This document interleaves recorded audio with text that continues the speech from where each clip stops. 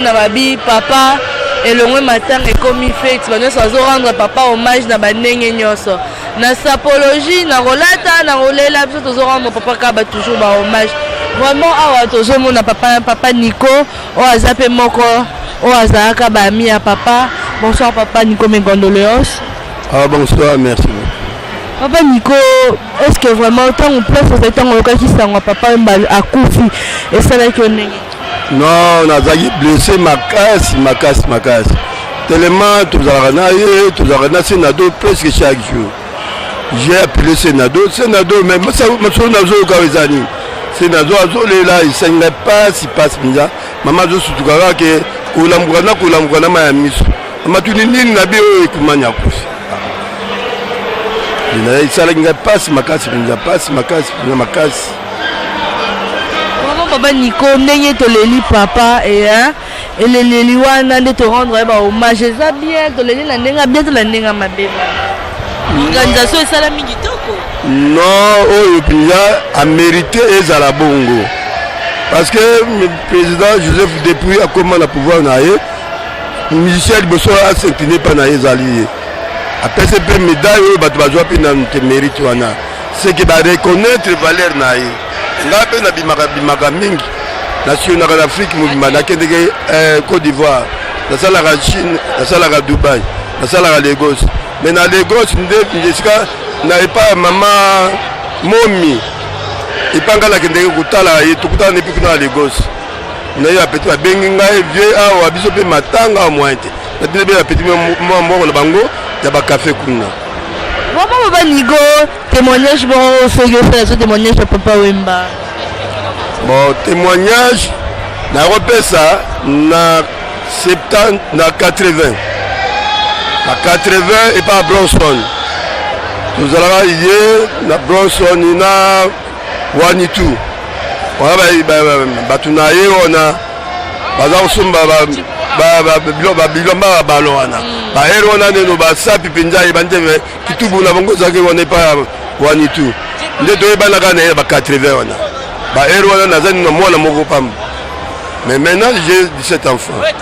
Combien? 17 enfants. Vraiment merci beaucoup à mon papa Nico. On a fait ce témoignage à papa et maman parce que mon papa Wemba oh ikono batumi bazela papa la kaki bango belé après ko songa na Côte d'Ivoire mais papa comme na Côte d'Ivoire atiki biso ça maman passe mingi toujours la papa mais c'est vraiment merci mingi parce que to leli papa vraiment dans ma dernière hommage né te ta ne pirojo tout dans tumbo la ngai en cas vraiment il a passe mingi ba beta to la papa ba musu ba yebe papa Wemba te après ce botika ba je bien musu ba yebe papa te bato ba ko na kanda bango tant papa pesa ko maman local mingi dam sa banda musique te mais bomo sa le white be yebe vie mais ça passe mingi tant ba benga nga la fille papa nga na mwana ba papa tout et kaka ote papa tout le papa Wemba na mwana mingi ba ole na ba nga papa za yi papa la nga te nga za mwana ba papa tout lui papa Wemba na musina interview musu te bena ndela kokola na ndela kobotama vraiment est-ce que papa Nico histoire molokai banana ndeni papa Nico peut se soit molokai parce que ça lande bana kanda bon molokai ndenge banda parce que na kanda 2 il parle de na biso vieux Simon Koy nyama mabe yende président molokai to banda histoire wana aza vivant utaki Londres ye aina mwasi na bana ba yini kimba pour l'événement aza wana tuzara chaque jour na matanga wana na kanda 2 na entrée wana tuzara wana bon denge ye ayaki wana depuis tango Wemba zai kusala mouvement nyoso azo sala vieille fois za okura awa kuna vieille kon bakamona nya sabo olobi ndenge dabimo saba vieille a contribuer viende moto aza contribuer na quartier mumba ayero na ngaso ina uti musala ngaba ayero na Rome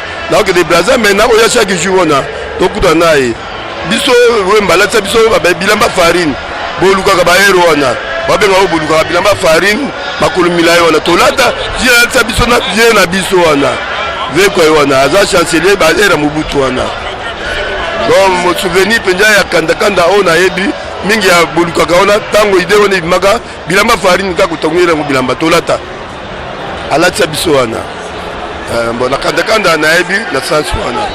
Vraiment, merci beaucoup, Papa Nico. Merci vraiment, tous ces biso, lelo, ezali, deuxième jour, tous la Papa Wemba, tous à peine président d'Ansi, on va voir toujours tous les stars, Baemi, Aérole la Vienne, beaucoup. Bonsoir, président, mes condoléances. Bonsoir, bonsoir, mes condoléances. Président, mon entier, mon babazo, l'anda, tout le temps, notre temps, on a dit ça, papa, ça, là, qui on n'est ni, jusqu'au salaire. Vraiment, ils allaient dimanche, il y a les 24 wana na lamuki na tongo na préparé pe babiloko na pour na gymnastique. On a commis na nzela balandi singa sangwane pa madame Chantal. Vraiment nazalaki déçu mais courage ka mwana mbali na continuer na chemin na bien. Mamba Kinshasa tamsi za ngo ya lokutel fona mona na soit na radio bien na TV. Na ke na sali gymnastique na comme ka na gymnastique na kuna na Gombe. Ba prendre ngam que non ils solo vraiment que papa mba kufi donc décourager na zongi na yebi que papa tous allez kozala na bien dernière fois tu allais ko beta concert na tel na ngaweza na machine na Petro Congo to vanda ki na yeto sola ki mingi de temps à temps tous allez na ndaku soka ko beta concert na terrain ya Bouddha ngam na yambaka na vanta na résidence na ngati tant concert urbain bon depuis pe jeunesse na ngai nazali kosepela na papa wemba mingi ya mingi de salinga pasi bon eza nzela ya biso nyonso tu eza na eloko toki kosala te. Vraiment président témoignage nyo garda mpona papa wemba ma témoignage eza ebele mata moko mpo monde entier. En tout cas papa wemba basouvenir neti moko nakoki kozala nango nauti kosala mariage année passée na août. Vraiment nzembo na bimaki nango ezalaki nzembo na ye donc vraiment souvenir moko nazo garder pona yango wana. Comité oyo l'équipe bientôt ko ba témoignage yo ko pesa biso pona comité oyo sala. Vraiment félicitations tout d'abord nano na mokonzi ya mboka na biso et puis gouverneur ya ville avant tinda masolo ya papa wemba bien vraiment papa wemba bien honoré vraiment. Na sepeli makasi penza na bakonzi ya mboka na eloko basali pour papa wemba. Vraiment merci beaucoup à la bout commune ezaki président d'Odacé.